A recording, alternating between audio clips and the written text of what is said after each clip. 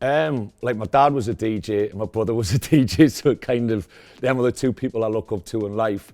So I followed in the footsteps that way. I used to go around saying I'll be a DJ type of thing, but not really understanding the whole process of it. And then I would start playing gigs, and I started doing a few hometown gigs when I was about 15, 16, and I'd done a under 18s night at home, and then the club wanted me to be the DJ there.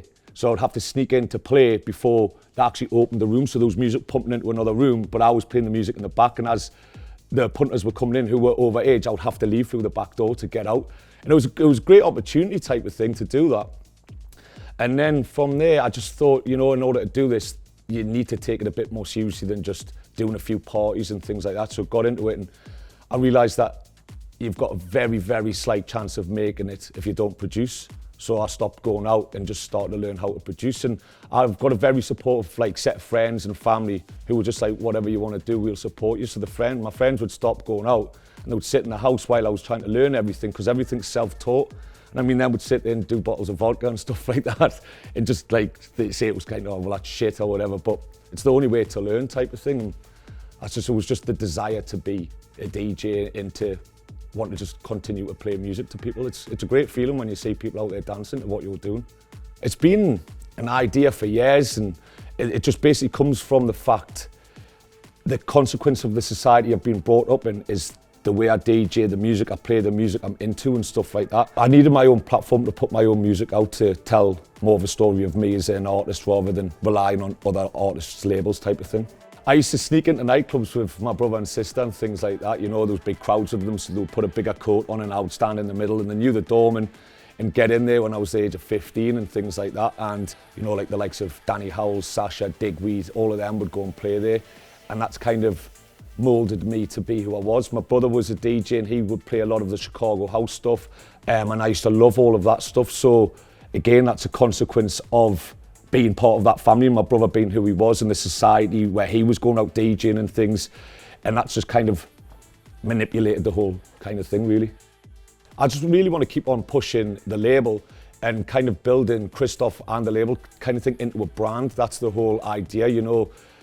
I don't just want to be a DJ, I want to be a brand, a business type of thing, and just grow that. And that's the main aim, because I would love to actually start taking on other DJs to tour or to release on the label and things like that. But I feel I need to get to a certain level and have a certain amount of people following me and being interested in what I do before I can then take somebody on board, because I would hate to take someone on and kind of give them the whole spiel that you're going to promise them the world and then not be able to deliver. I want them to have the opportunity which I've been given from Eric type of thing to give to them, and I need to do work my side before I can do that. So 2023 is a year where I'll be touring a hell of a lot and releasing a hell of a lot to make sure things are grown as I believe they should be.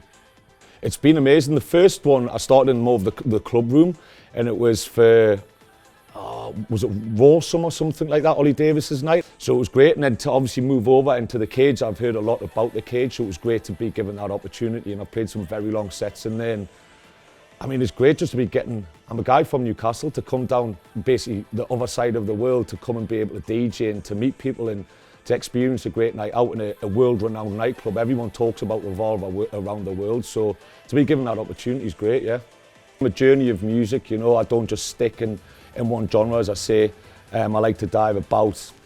There'll be a lot of melodies, there'll be a lot of emotional breakdowns, maybe some tougher, darker stuff, some vocals thrown in there.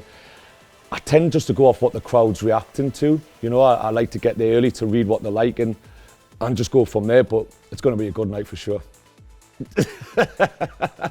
I think that question's already well known that it's a definite yes. What I can say about it, I don't think I'm allowed to say on camera. So everybody get yourselves down, can't wait to see you all. It's going to be a great night.